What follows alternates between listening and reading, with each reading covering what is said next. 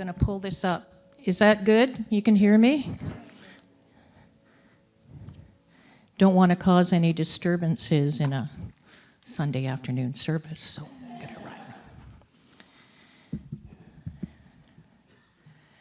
So today, we are going to be focusing on building community through unity. And we're going to explore some spiritual principles and Christ consciousness that can empower us to build authentic, loving community. We want to allow this sharing of the expression of divine love and shared intention, because we are co-creating a sacred space of belonging. We want to discover the oneness that lies in each person, which you already know if you're here on a Sunday afternoon.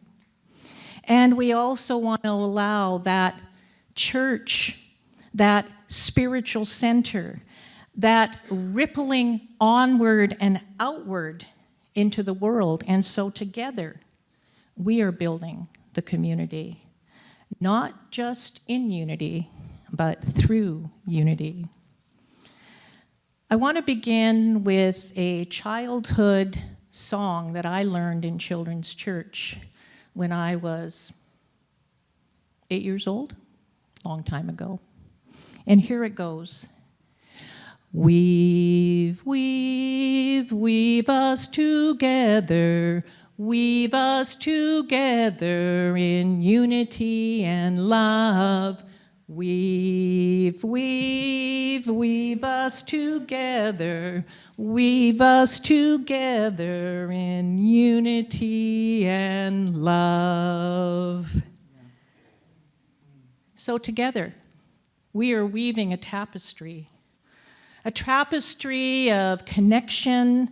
And when we are here together, we are able to not only fulfill that on our own selves, but to spread that out into the world. Kindness, compassion, belonging. And Unity of Vancouver Island has done that so well. You have beautifully brought 3 communities together, and you did that. You did that with purpose and passion, and each person whole, complete, and perfect, who then allowed your wholeness to be part of the wholeness here. And you did that with some divine will, divine wisdom, divine mind, and sometimes our egoic tendencies allow us to forget that, but never forget that you are a light beam. And so I had an experience when I was a late teen, 19 at the time. And I was working in a museum, and I was actually working in an ice cream parlor.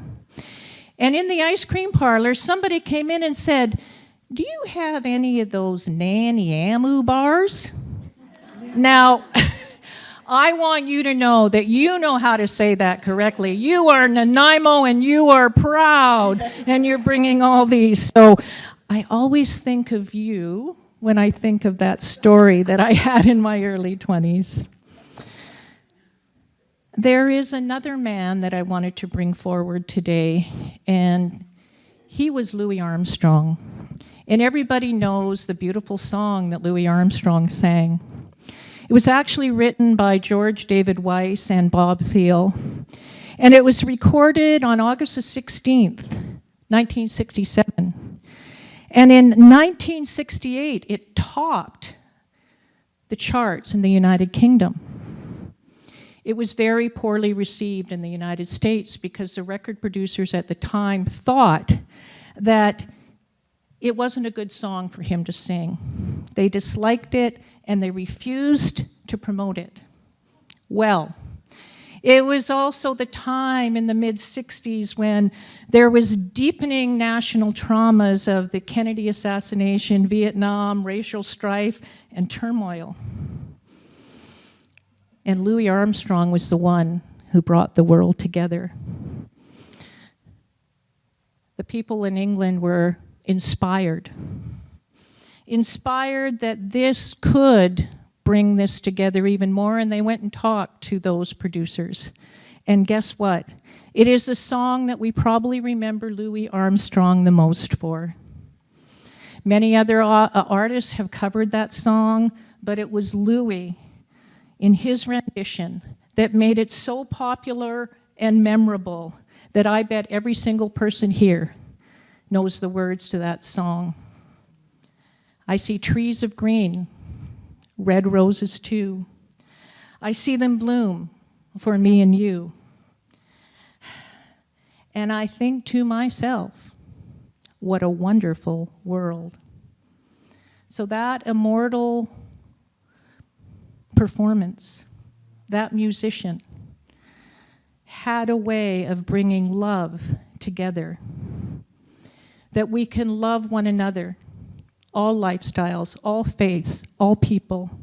And you know, it's said in Psalms 33:1 that how good and pleasure it is when we, brethren, and dwell together in unity. Dwell together in unity. My goodness, my goodness.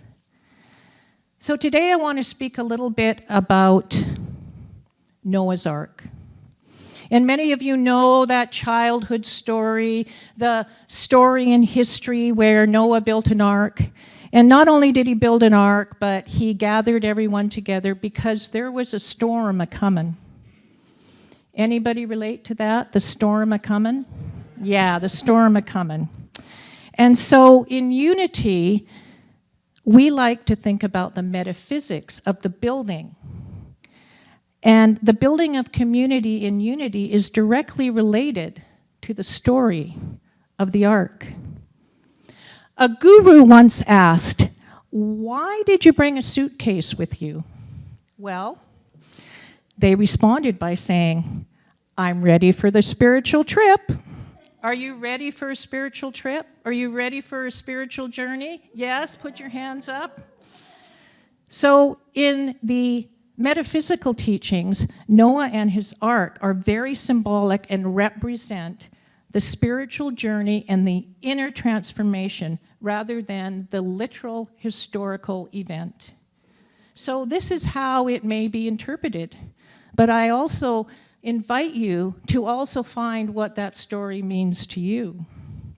So first of all, the symbolism in the ark, the spiritual sanctuary.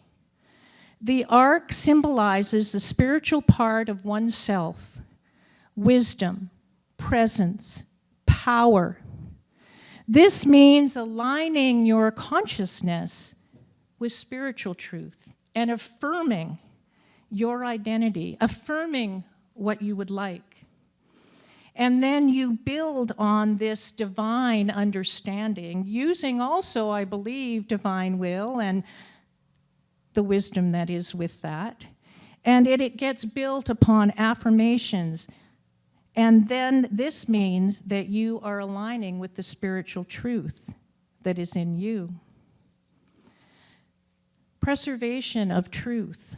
Just as the ark preserved life during the flood, it represents the preservation of spiritual principles during times of great upheaval. And this construction of the ark is in the midst of a flood of sometimes air thoughts, chaos, confusion, worldly thoughts and conditions. Anyone turned on their phones lately? You'll get it. You get it everywhere. You get the conditions of what it's like out there, but what are the conditions that are happening in here? So then there's the symbolism of the passengers, and we're all passengers, and you know what? It's a good idea to pick up good passengers along the way, because guess what? Your life will be more enriched. My beautiful friend Linda here picked me up on my cruise this morning from Vancouver, and it was lovely to see her at the end there, but we can cruise through life. We can cruise through life. So Noah's family, his wife, his sons, representing spiritual principles inherent in your soul, aspects of the inner spiritual nature that must be preserved and nurtured. Must be preserved and nurtured. And the animals, 2 by 2. This can symbolize the positive and negative activities of life, the dualities that happen within the human experience, but bringing them into the ark, into your constructed ark, means integrating and harmonizing these forces within your own spiritual consciousness. And then there's the flood. Anybody had a flood? I've had a few real floods in my life, but I know here in this community you've had to deal with a lot of things. And you've come together, and you have been resilient. And I can tell you that does not happen unless each person is contributing to what it is that you want to affirm, which is healthy community. So the flood represents the cleansing of the air thoughts. The spiritual purification is the process of releasing any limiting belief, emotional baggage, that make it possible for this higher state of awareness. And when I say higher, I mean in you, through you, as you, for you, all around you. And so we want those fears and turmoils to be lifted. And if you are going through a very difficult time right now, it might feel sometimes like everything familiar is also being swept away. But I can tell you, the journey is worth it. The voyage of the ark is the metaphor for your spiritual evolution. It's about trusting the divine guidance, weathering the inner storms, and emerging renewed and aligned with divine law.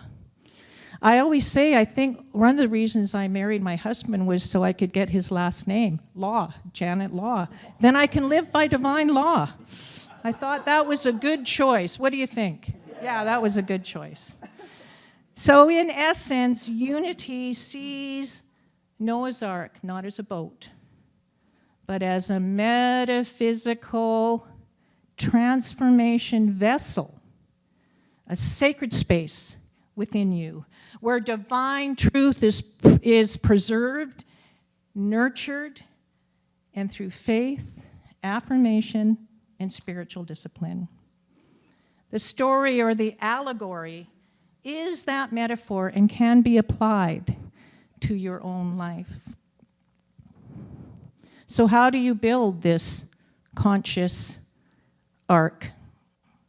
It's really an inner path. Just as Noah followed the divine guidance and the divine will, we are all being called to build the sanctuary inside. So a few things that you can do, and I think many of you are already doing those, is practice meditation and prayer to center yourself. There was a beautiful meditation this morning that started here at 12:15, and I wish I had known earlier about that, because next time I would love to come and see what you do in that circle. How many here were here for the meditation? Yeah. And I think that's open to anybody who wants to come. And what a powerful thing. When 2 or more are gathered, guess what? That is increased. There's no accident that those animals and everyone came on 2 by 2. When 2 or more are gathered, there is greatness that comes from that. So affirming spiritual truth. So let's say an affirmation together right now. I'm going to say it and then we're going to repeat it. I am guided by divine wisdom. I am guided by divine wisdom. Or here's another one. Peace is my true nature. Peace is my true nature. We also need to create boundaries and guidelines around negative influences that may come, that can create more chaotic environments, which is why community is so important. I heard a story this morning about someone in this community who happened to meet someone at work. And not only did they meet them at work, but they started a conversation, and guess what? They are now working together in unity because of a single conversation. Because of a single conversation, people. Do you talk to people that you feel this vibration around them, that you want to know them better?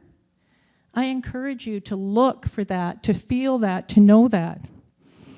So I do think that Noah did not build the ark with wood, but rather built it with intention. And that's why he or you can actually float on a sea of possibility. Do you like that? A sea of possibility. Oh my goodness, what a thought. And then there's the flood. Those emotional and life challenges, and how do we prepare for that? They're always going to come to us. They're always going to be there to cause us to move and be and have our being in spiritual truth. But as humans, we will sometimes forget that. So we just need to remember. And we don't avoid things. We do what unity teaches so well, and that is denials and affirmations. Myrtle Fillmore did not heal herself of tuberculosis by saying she did not have that malady. She acknowledged it and then went to work on what she was going to affirm, which was perfect health. So whatever you're going through right now, be focused on what you want, not what you don't want. So when Noah saw that the rain stopped, he didn't necessarily celebrate. He simply whispered. The flood was never outside. It was inside. It was inside. So if you are having a flood inside, be aware of it, know it, and begin to use some things that can move you out of that flood. And then the practice and the preparation, the animals, your inner forces. When those animals entered 2 by 2, they are also looking at the dual aspects of our nature. Strength, vulnerability, logic, intuition, action, and rest. Bringing them into the ark means accepting and integrating all parts of ourselves, not rejecting them. So that's where the true healing begins. When we stop fighting the inner contradictions and instead bring them into harmony. They say that Noah didn't just save the animals from the 2 gathering, but rather to keep them in the yin and yang. The yin and yang of life. The balance of life. So take that personally into your own life. And eventually, when the storm passes, the dove, a symbol of peace, returns with an olive leaf, an olive branch, and the rainbow appears. These, my friends, are metaphysical signs of hope, resilience, renewal, divine promise.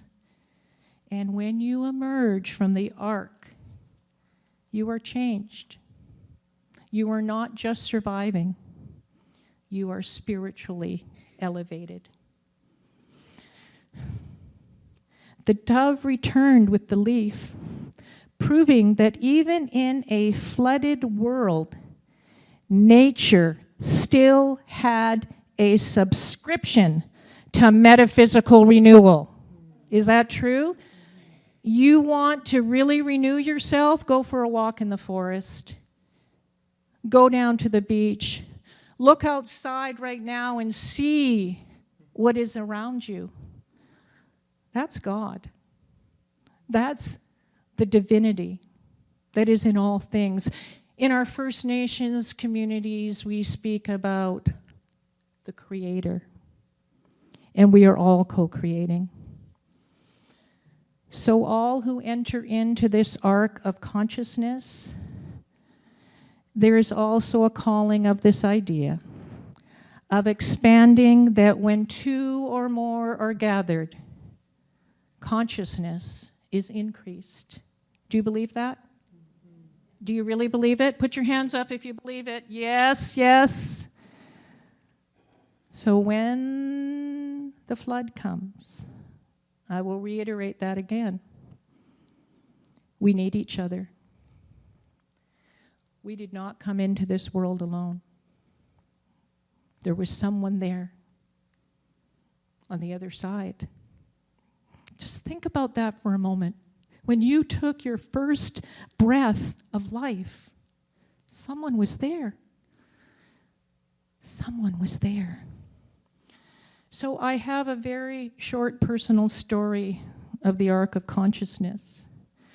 And it happened in 2001. I was called to keep myself more alive. The 5 words you never want to hear from your doctor. Get your affairs in order. They all fit in one hand. One hand.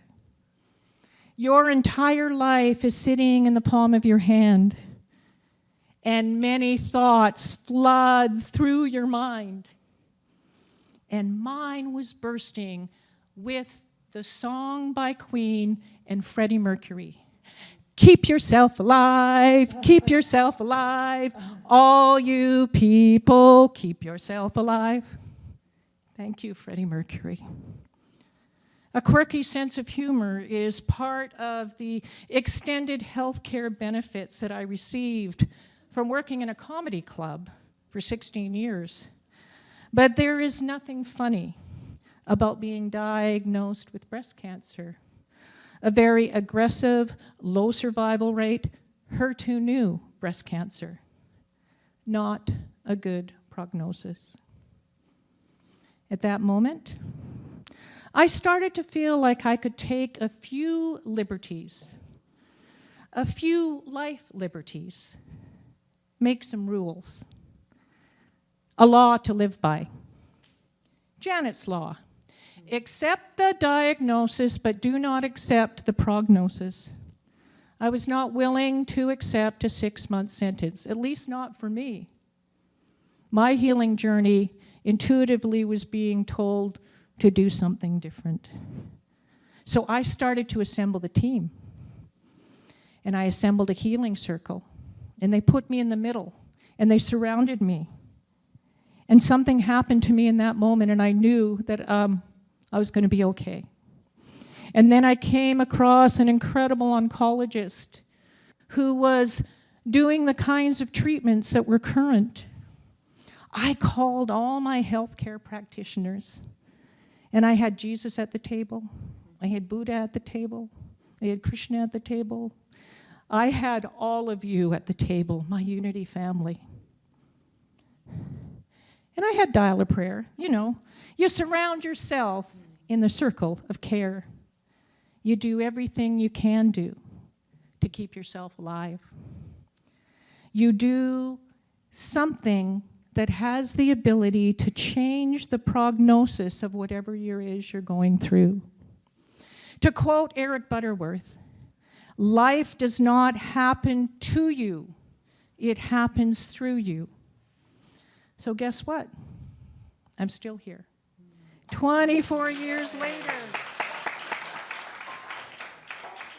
And it was the power of love, the incredible medical intervention, nature, and my unity community. And this power of love exists from the very beginning of Unity's foundation. Unity Village was built by the power of love. This community here, this Vancouver Island building with which you meet on Sunday afternoons, this was built by you, everyone here. Unity Canada, all those across the nation that are in unity churches, in unity centers, to build this expression of divine love even more. And then, of course, the building of the global worldwide centers around the world. We are gathering in kindness and love, and you belong. You have a place to belong. So none of it occurs without Christ consciousness being activated. Your consciousness. I want you to ask yourself right now, where are you? Where are you on your spiritual journey? And also, what is it you're affirming in terms of where you would like to move to? Is there a prickly person in your life? Is there a bad relationship? Is there a business that went down and didn't go too well? There are so many examples. But what is important is, what is the arc of consciousness that you are building? So I bring this slide up next, and it's the picture of a bikers and a little boy. These bikers formed a human shield around a very screaming autistic child in the middle of a highway, while everyone just kept filming on their phones. 8-year-old Max had bolted from the car during an absolute meltdown, running through a very busy highway, and within seconds, dozens of cars had stopped, but they did not help. They did not show kindness. They wanted to record the crazy kid having a breakdown in the fast lane. A sobbing mother was trying desperately to reach him as he sat rocking on an asphalt pavement. People were yelling out the window, "Control your brat. Get off the road." And then the rumble came. 12 Harley Davidsons cutting across 3 lanes, surrounding her little boy in a protective circle. They dismounted in their leather-clad SWAT team attire. And the lead biker, a massive man with a gray beard down to his chest, looked at the crowd of phone-wielding gawkers and said 5 words that changed everything. "Anyone filming this child dies." Oh my goodness. Oh my goodness. He spoke with spiritual authority. And the phones disappeared instantly. But what happened next? What those terrified-looking bikers did for the next 3 hours on that highway was something no one could have predicted. The lead biker walked towards the child, and instead of grabbing onto him and yelling at him, he laid down beside him. He laid down beside him in a gentleness, in a calmness, and he just witnessed what that little boy was going through. And as her son, who was still screaming, began to calm down through the consciousness of someone he did not know, the mother was filled with gratitude. And that little boy that day learned something about the kindness of strangers. And everyone in that space learned something about the kindness of strangers. So I am saying to all of you, if you want to be a spiritual seeker, show some kindness. And that's why I say, Why did the spiritual seeker cross the road? So he could meditate in the middle. And I'm coming to the close now by bringing up another person who is such a great example of kindness, and faith is the ability to not panic. Do you have the ability to not panic even when the worst news is coming your way? Alverto Taxo, shaman Alverto Taxo, indigenous, Ecuadorian. I met him a few years ago when I was at the Interspiritual Conference in Costa Rica. He came from a lineage of indigenous shamans. And in fact, as a teenager, he did not want to take that role.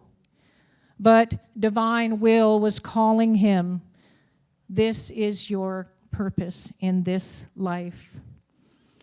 He did so much work with the rainforests, the Amazon rainforest. In fact, he also had many threats against him in terms of his life, etc., because of the good work that he was doing. But he was surrounded in a circle of love. He built the Hillside of Dreams. It's still being built, and that's an area of Ecuador where all of the forest was completely destroyed. But he decided that he was going to reforest it, and so he has a whole group that are working on the Hillside of Dreams. So the very quick synopsis of his work is actually an indigenous tale that is, I know, known around the world as well, but particularly in South America. The condor has the largest wingspan, and in indigenous community, it represents the heart, the big, open heart. Things of the human heart. More in focusing in Eastern and indigenous cultures. And the eagle represents our head, our technology, our thinking faculties, the things of the human mind. And what he teaches is when those two fly together, there will be perfect harmony in our global family. Leaning and learning to walk gently with each other, which is what you do here, what that biker did, which that circle of family and friends did for me, what Noah did in bringing that allegory of wanting to build the ark of consciousness. And so, we are always in a place of good karma, especially if you send a thank you note. When was the last time you sent a thank you note to somebody? Okay, that's awesome. Okay, so I say to all of you right now, make a commitment. I want you to think of a person right now, and I would like you to send them a thank you note. And maybe it's a phone call. It doesn't have to necessarily go. You know what happens with the postal situation in Canada right now. We're not sure if they're on or off. So, if you need to make a call, that's fine too. But do that for yourself. Reach out to somebody and touch them. You would not even be able to imagine and envision how big this circle, this family could be by just reaching out to that one person. I know you are growing. I know we've got people online right now. You are growing and thriving, and there are no more people that need to be here so that they have someone where they can belong. And so I will end with probably a poem that many of you may know, and it's actually by Chief Dan George. It's called My Heart Soars. Let's let our heart soars today. Let's let our heart soar today. The beauty of the trees, the softness of the air, the fragrance of the grass speaks to me. The summit of the mountain, the thunder of the sky, the rhythm of the sea speaks to me. The faintness of the stars, the freshness of the morning, the dewdrop on the flower speaks to me. The strength of the fire, the taste of salmon, the trail of the sun, and the life that never goes away. They speak to me, and my heart soars. So we're going to end with a round of weave, weave, weave us together. Weave us together in unity and love. Weave, weave, weave us together. Weave us together in unity and love. And that's the way it really is, my friends.